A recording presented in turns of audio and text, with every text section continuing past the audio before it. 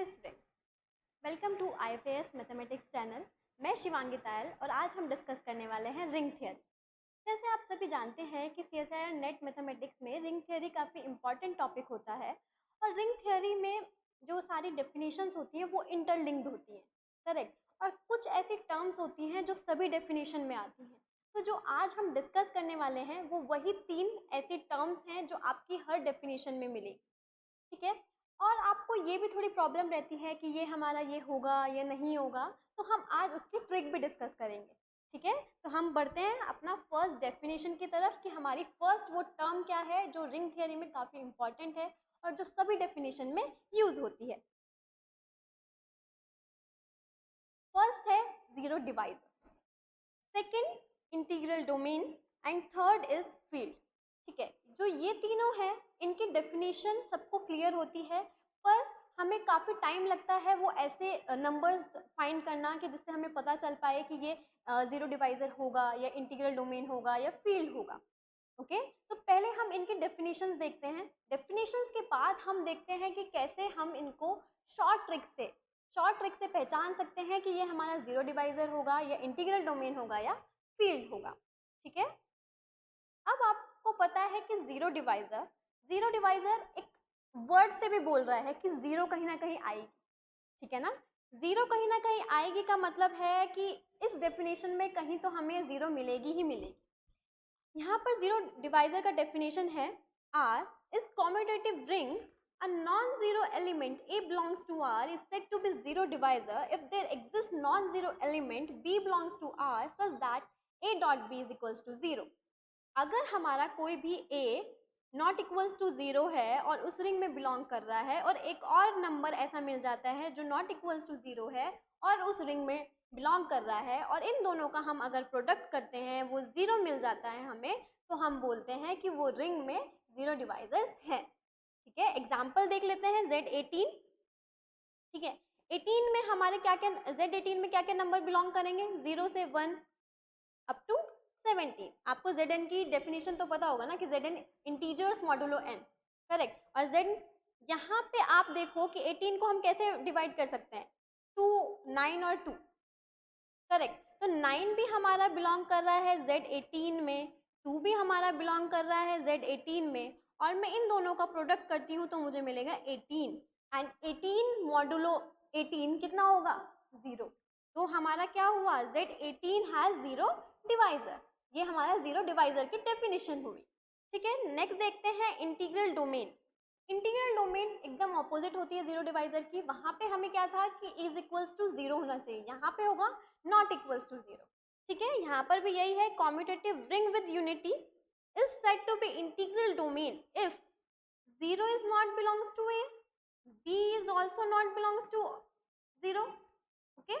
और इसका जो प्रोडक्ट होगा वो भी हमारा नॉट इक्वल्स टू 0 होना चाहिए, ठीक है। तो जैसे आप ले सकते हैं Z7, ठीक है। Z7 में आप Z7 थोड़ा बड़ा हो जाएगा, आप Z3 लीजिए, ठीक है। Z3 में हमारे कौन कौन से नंबर होंगे, 0, 1, 2, करेक्ट।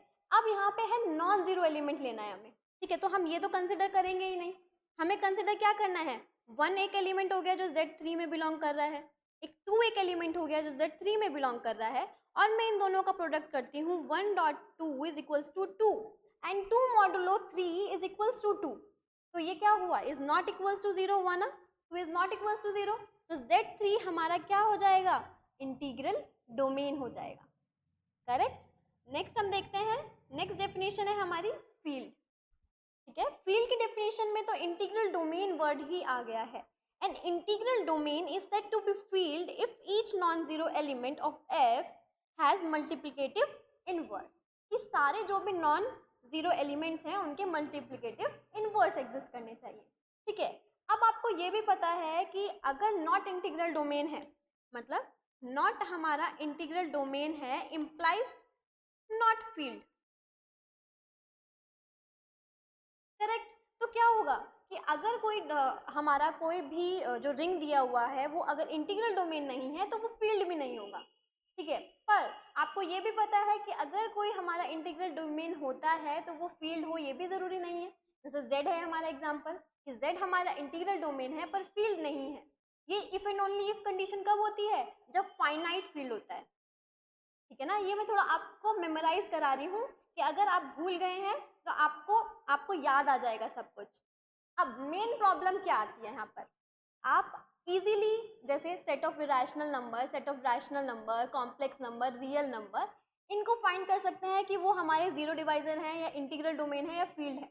क्यों? क्योंकि आप उनके एलिमेंट्स को उठा सकते हैं। जैसे आपने क्यू में से उठाई है आप, ठीक है, क्यू में से आप दो एलिमेंट नॉन जीरो एलिमेंट, ठीक है, नॉन जीरो एलिमेंट 1 उठाया और 1/2 उठाया, इनको आप मल्टीप्लाई करेंगे तो आपका हमेशा नॉट इक्वल्स टू 0 आएगा।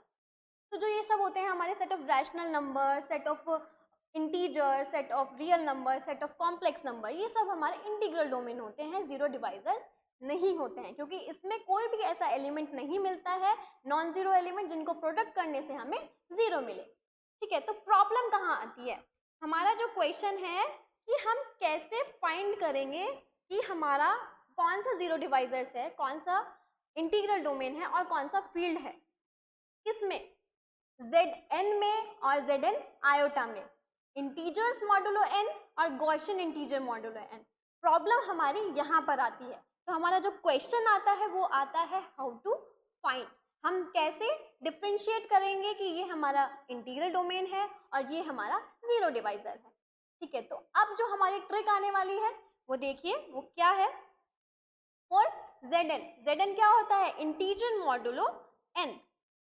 Zn हमारा होता है इंटीजर मॉडुलो n, इसमें एलिमेंट्स कैसे होते हैं? 0, 1 अप टू n-1।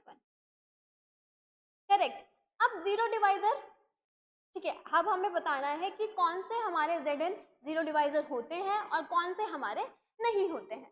ठीक है, जैसे मैंने जीरो डिवाइजर का इससे पहले आपको एग्जांपल बताया था Z18। ठीक है, तो Z18 हमारा क्या था? प्राइम नंबर नहीं है ना, ठीक है, एक नॉर्मल प्राइम से अलग नंबर है। ठीक है, तो हम जो यहाँ पे डिफ्रेंशिएट करेंगे यहाँ पर वो हम n is equals to p और n is not equals to p पे करेंगे। ठीक है, अगर हमारा n इक्वल्स टू p हो जाता है, मतलब कि आप z इक्वल्स टू 3 ले लेंगे, तो यहाँ पे एलिमेंट्स कैसे होंगे आपके? 0 होगा, 1 होगा, 2 होगा। तो यहाँ पे आपके दो नॉन जीरो एलिमेंट मिल रहे हैं 1 और 2, पर उनका प्रोडक्ट हमारा नॉट इक्वल्स टू 0 है। ठीक है, तो क्या हम इससे कुछ निकाल सकते हैं, कंक्लूजन निकाल सकते हैं? हाँ, निकाल सकते हैं कि अगर ये n हमारा p हो जाता है, अगर हमारा n p हो जाता है, then zp has no zero divisors. क्यों? क्योंकि देखो आपको भी पता है प्राइम नंबर्स की डेफिनेशन क्या होती है। ये जो p है ना, ये हमारा प्राइम नंबर को डिनोट कर रहा है। प्राइम नंबर की डेफिनेशन क्या होती है कि उसके फैक्टराइज जो भी होते हैं, फैक्टर्स होते हैं, वो खुद होता है और 1 होता है। ठीक है ना, ये दो फैक्टर्स होते हैं।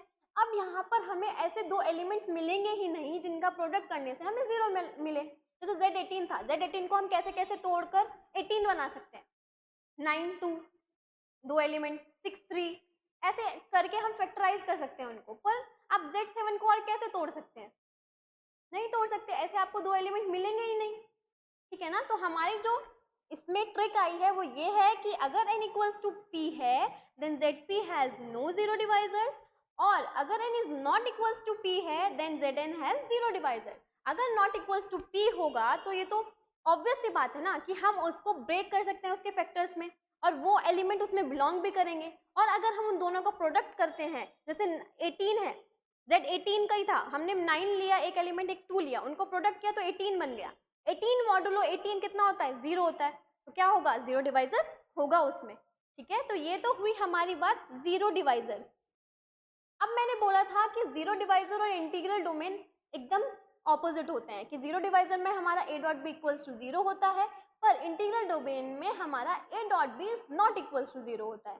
तो जो हमारा ट्रिक होगा वो एकदम ऑपोजिट हो जाएगा कि अगर n इक्वल्स टू p है, यहाँ पर नो जीरो डिवाइजर्स था, तो यहाँ पर आएगा कि वो इंटीग्रल डोमेन होगा, और यहाँ पर n is not equals to p है तो यहाँ पर होगा कि नॉट इंटीग्रल डोमेन। और जीरो डिवाइजर्स में जीरो डिवाइजर होगा जब हमारा n equals to n is not equals to p होगा।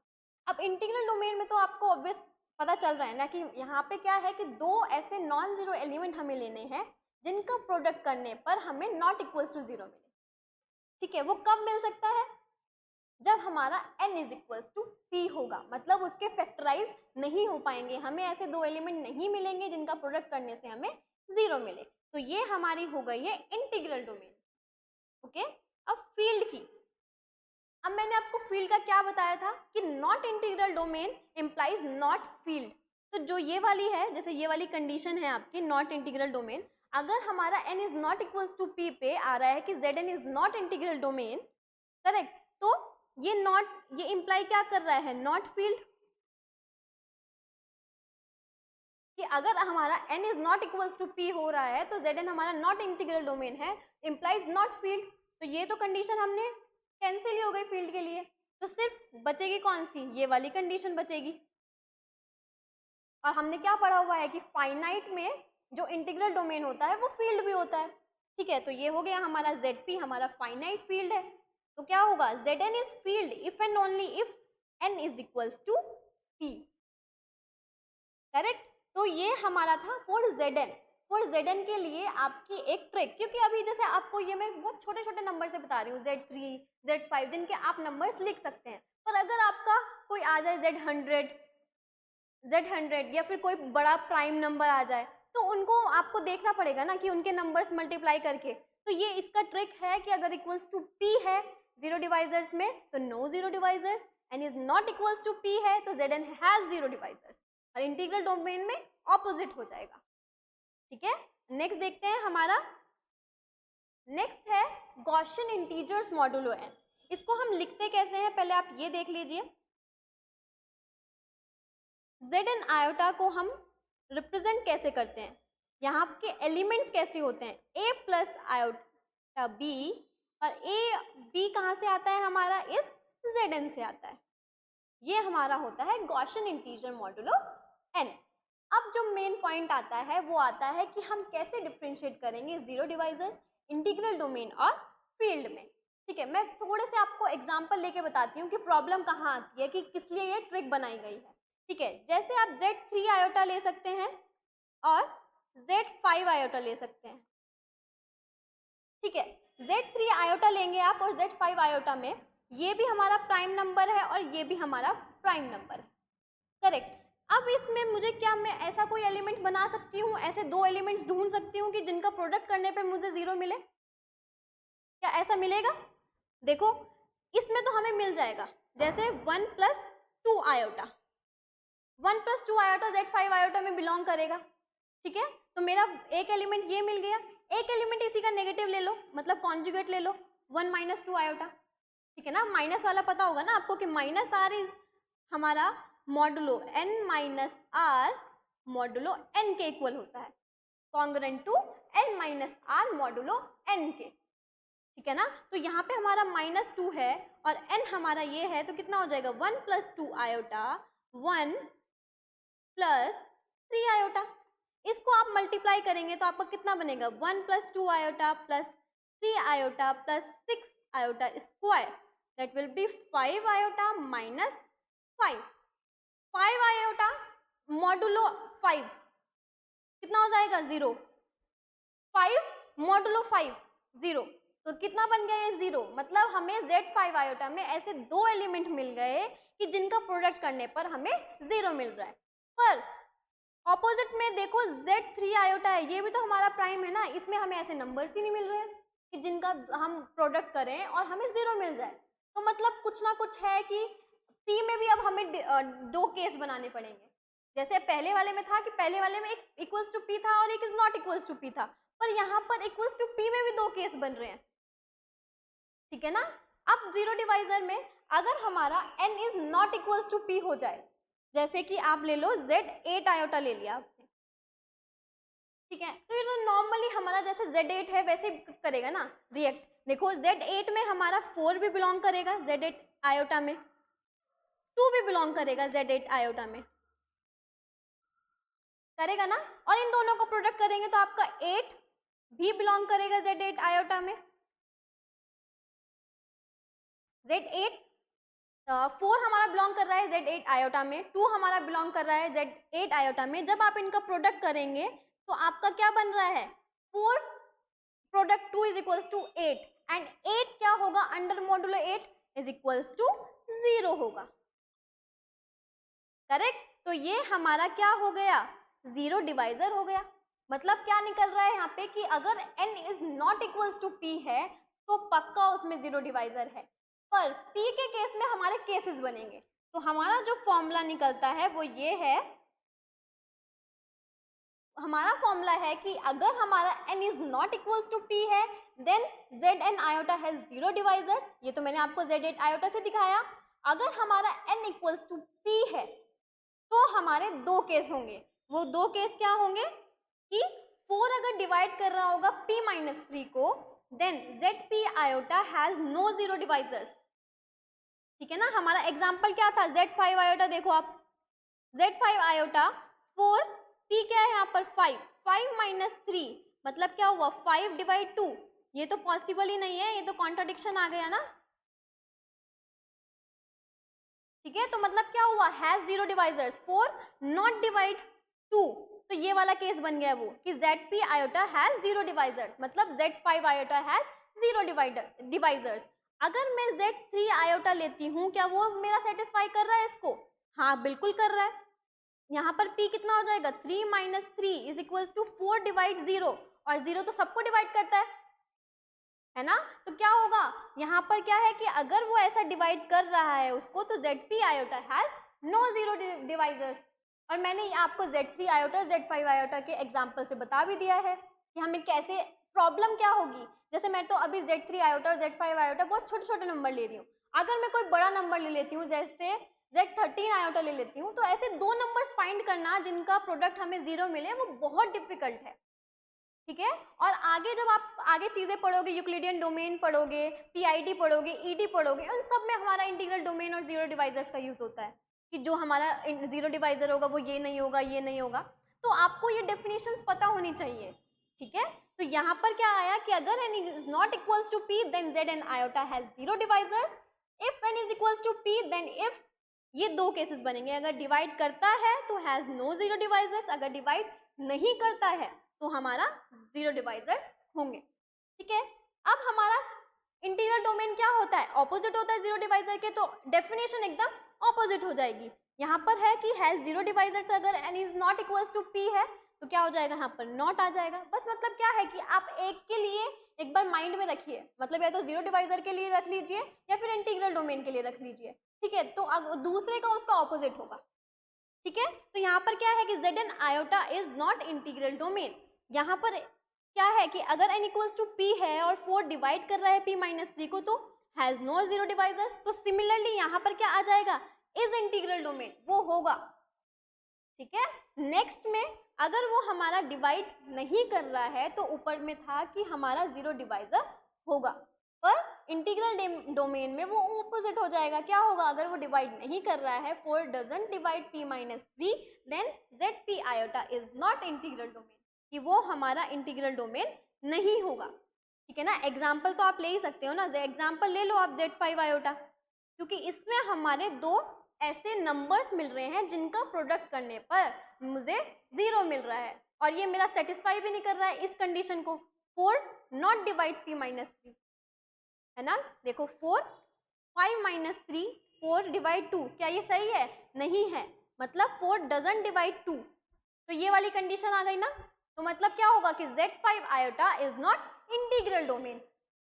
ठीक है, अब फील्ड के लिए तो सेम ही हो जाएगा, जैसे मैंने क्या बोला था, नॉट इंटीग्रल डोमेन मतलब नॉट फील्ड, तो ये वाला केस भी नहीं हम डिस्कस कर सकते, ये वाला केस भी हम डिस्कस नहीं कर सकते, बचा कौन सा, सेकंड वाला। तो बस वही है कि अगर हमारा 4 डिवाइड करेगा p माइनस 3 को, then zp iota this is the field, हमारा वो हमारा फील्ड होगा। ठीक है, तो ये हमारे हो गए एक शॉर्ट ट्रिक, कैसे हम गॉसियन इंटीजर को और कैसे हम इंटीजर मॉडुलो n को फाइंड कर सकते हैं।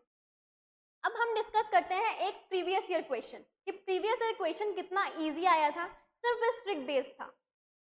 ठीक है, मैं ये नहीं बोल रही हूँ कि ये ट्रिक आप मतलब ये ऐसा क्वेश्चन कि ट्रिक बेस्ड एकदम क्वेश्चन आएगा, एकदम नॉर्मल सा क्वेश्चन आएगा, नहीं, पर ऐसा क्वेश्चन जरूर आएगा कि जहाँ पर आपको ये ट्रिक यूज करनी पड़ेगी, वो फाइंड करने में कि ये हमारा इंटीग्रल डोमेन है या नहीं है।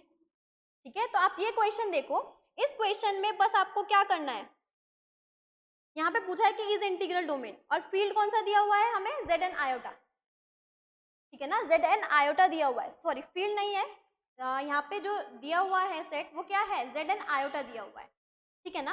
अब जेड एन आयोटा के लिए हमने प्रीवियस देखा था कि जेड एन आयोटा के लिए इंटीग्रल डोमेन के लिए क्या क्या कंडीशन होनी चाहिए, सिर्फ ये होनी चाहिए कि अगर n इक्वल्स टू पी है तो वो ये सेटिस्फाई करना चाहिए, अदरवाइज वो इंटीग्रल डोमेन नहीं होगा। तो हम देख लेते हैं यहाँ पर कोई p है क्या, नॉट इक्वल्स टू p है क्या, ये भी प्राइम नंबर है, ये भी प्राइम नंबर है, ये भी प्राइम नंबर है, ये भी प्राइम नंबर है, तो हमें वही वाला चेक करना पड़ेगा कि 4 डिवाइड कर रहा है क्या p माइनस 3, तभी हमारा इंप्लाई करेगा कि जेड एन आयोटा और Z P iota is integral domain, ठीक है। अब देखो यहाँ पर फर्स्ट वाला रखते हैं हम 2, 4 2 माइनस 3 क्या बचा 4 माइनस 1, ये तो हमारा कॉन्ट्राडिक्शन आ गया। क्या ऐसे नंबर में बना भी सकती हूँ कि जिनका दो प्रोडक्ट करूँ तो और मेरा 0 बन जाए, बिल्कुल बना सकते हैं, छोटा नंबर है ना ये, तो इसमें तो बना सकते हैं। आप देखो 1 प्लस आयोटा बिलोंग करेगा Z2 आयोटा में, और 1 माइनस आयोटा, ठीक है, इस माइनस को हम कन्वर्ट कर लेते हैं 1 plus iota and 1 plus iota, ये भी हमारा आयोटा बन जाएगा। किससे कैसे चेंज किया है मैंने, ऐसे चेंज किया है, n minus R modulo n, ठीक है। अब देखो 1 प्लस आयोटा, ठीक है, 2 आयोटा, ये तो हमारा कैंसिल हो जाएगा, यहाँ से -1 आएगा और ये 1 है, तो 2 iota under modulo Z2 iota कितना हो जाएगा, 0 हो जाएगा, है ना। तो यहाँ से हमें ऐसे दो नंबर्स मिल रहे हैं जिनका प्रोडक्ट करने पर 0 आ रहा है, तो ये तो कभी इंटीग्रल डोमेन पॉसिबल ही नहीं है, और इस फॉर्मूले से भी नहीं पॉसिबल था, ठीक है ना। ये मैं आपको चेक करके बता रही हूँ कि ये सब जगह सेटिस्फाई होता है, ठीक है, तो ये हमारा आंसर नहीं हो सकता।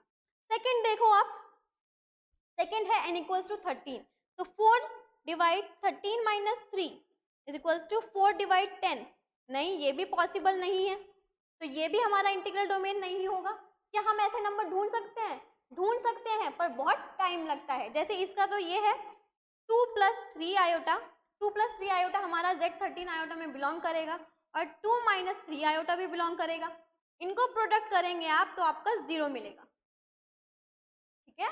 तो अगर आप ऐसे नंबर्स ढूंढने जाएंगे तो बहुत टाइम लगेगा, तो इसलिए हमने ये शॉर्ट ट्रिक निकाली है कि अगर 4 डिवाइड कर जाएगा p माइनस 3 को तो हमारा इंटीग्रल डोमेन होगा। अब देखो n इक्वल्स टू 19, तो देखते हैं 19 के लिए क्या होगा, 4 डिवाइड 19 माइनस 3 इम्प्लाई 4 डिवाइड 16, ये तो पॉसिबल है, 4 तो डिवाइड करता है ना 16 को, ठीक है ना, 4 4 जो 16 होता है, तो ये हमारा इंटीग्रल डोमेन होगा, ठीक है। और ये पार्ट सी का क्वेश्चन है, तो ये मल्टी सिलेक्ट होता है, तो इसमें एक और ऑप्शन, हमें चारों चेक करने पड़ेंगे, ऐसा नहीं है कि एक ऑप्शन मिल गया तो हम आगे क्वेश्चन रीड नहीं करेंगे, ठीक है। आप 7 को भी चेक करो, 7 के लिए क्या 4 डिवाइड 7 माइनस 3, तो क्या आया 4 डिवाइड 4, ये भी करता है, तो ये भी हमारा ट्रू हो गया, तो ये भी हमारा इंटीग्रल डोमेन होगा।